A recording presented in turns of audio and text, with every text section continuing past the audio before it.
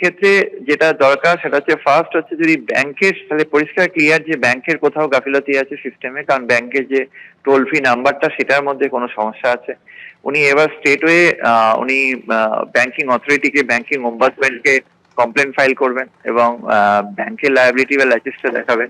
সেক্ষেত্রে bank definitely banking ওম্বাডসম্যান RBI যে scheme আছে তাতে উনি রিলিফ পেতে পারেন। 2 নম্বর হচ্ছে উনি থানায় কমপ্লেন করতে পারেন এবং সেক্ষেত্রে যদি ফস্টাররা টাকাটা কোনো ব্যাংক অ্যাকাউন্ট বা কোনো জায়গায় নেয় সেটাকে ইনভেস্টিগেটিং এজেন্সি ফ্রিজ করতে পারে এবং তারপর পরবর্তীকালে যেটা যদি রিকভার হয় সেক্ষেত্রে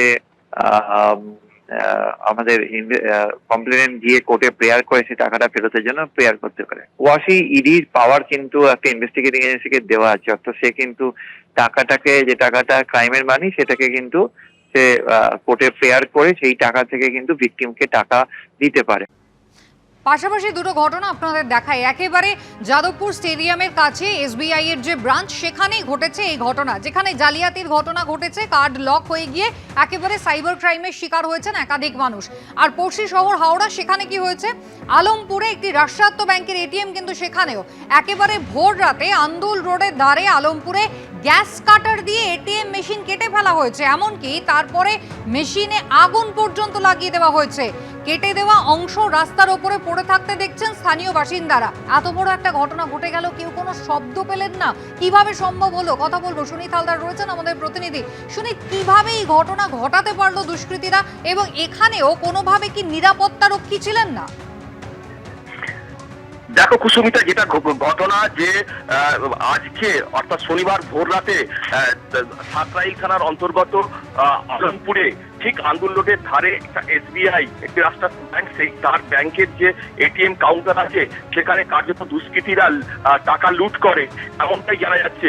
এবং যেটা জানা যাচ্ছে যে দুষ্কৃতীরা তারা এসেছে এবং এসে কাউন্টারের ভেতরে ঢুকে তারা প্রথমে যারা সিসি ক্যামেরা সেগুলোকে বন্ধ ভেঙে ফেলে এবং তারপরে কিন্তু তারা গ্যাস কাটার দিয়ে এটিএম মেশিন কাটে এবং যাবতীয় টাকা লুট করে পালায়। এবং যেটা সকলে স্থানীয় বাসিন্দারা যখন ওই এটিএম কাউন্টারে যান তখন তারা দেখতে পান যে এটিএম মেশিন ভাঙা এবং সেখানে আগুন ধরিয়ে দেওয়া হয়েছে এবং এটিএম মেশিনের বিভিন্ন যন্ত্রাংশ তারা কিন্তু ছড়িয়ে পড়ে থাকতে দেখে।